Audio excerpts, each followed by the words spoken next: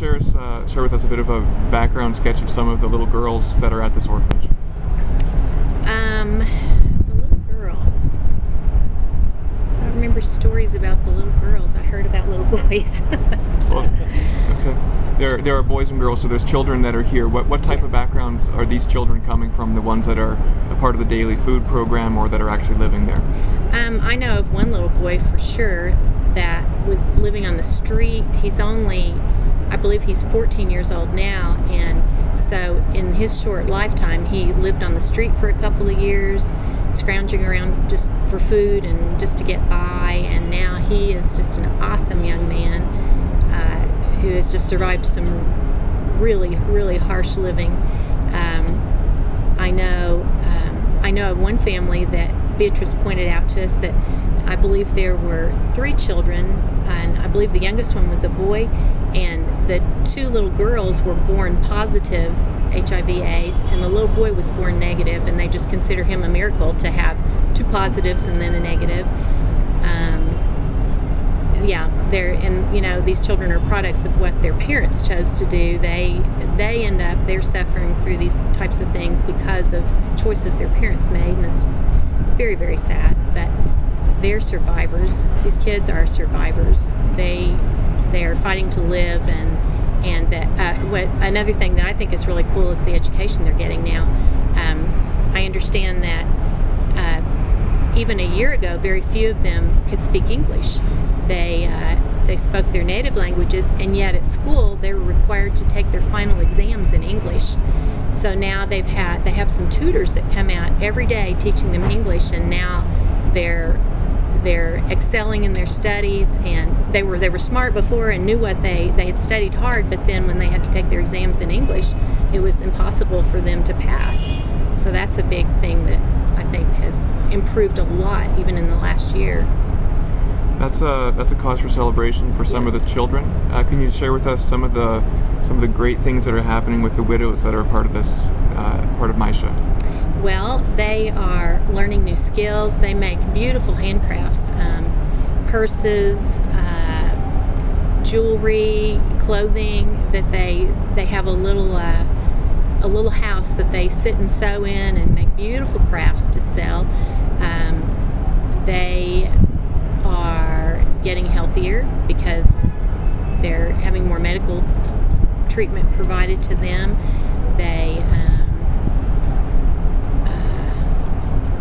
I think they're learning to be generous with what they have. Even though they have very little, they are very generous. They were willing to share things with us, and they barely are getting by. So that was just amazing. Let's skip down the road a few miles to the Day AIDS Center in Nylanda, which is a very poor area. Yes. Can you tell us a bit about what a group of 3 women that we met, maybe there's more of them, but with how they're helping their community? They are an amazing group. They are women who have AIDS themselves and were once very, very ill, bedridden, barely able to even move, much less get up and be productive. And now they walk back and forth between villages and the Nylanda, which is a slum, to help other people. We went visiting with them one day to 4 different women who, and there was one woman that they just rejoiced when they saw her because she was up and walking. She was still a little weak, but she was up and walking, whereas very recently she was unable to even get up off the floor. But these 3 women go out and they visit.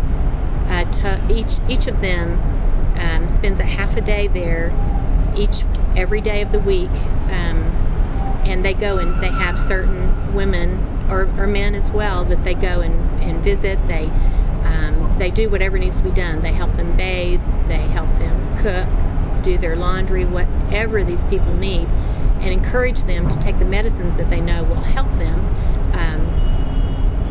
But it was just amazing. Every woman that we went to see just had a beautiful spirit, big smile, glad to see us, so thankful that we would come and visit them, because not very many foreigners will go in there and visit because it's very, very poor living circumstances.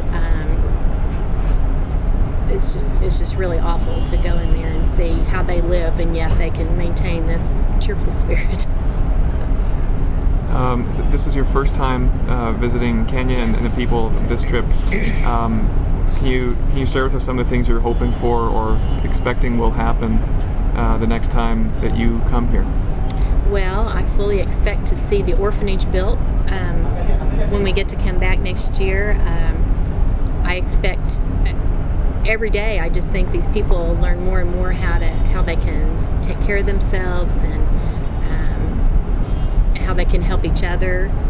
I expect to see healthier people, just because every year that, and there are other people that come too, but every year that we come, the team teaches them more things about how they can take care of themselves, how they can stay healthier, about even simple things like make sure you wash your hands a lot during the day, and especially if you have an eye infection, keep your hands clean. And they have wells out there now that they didn't have before, which is amazing and awesome. They have clean water.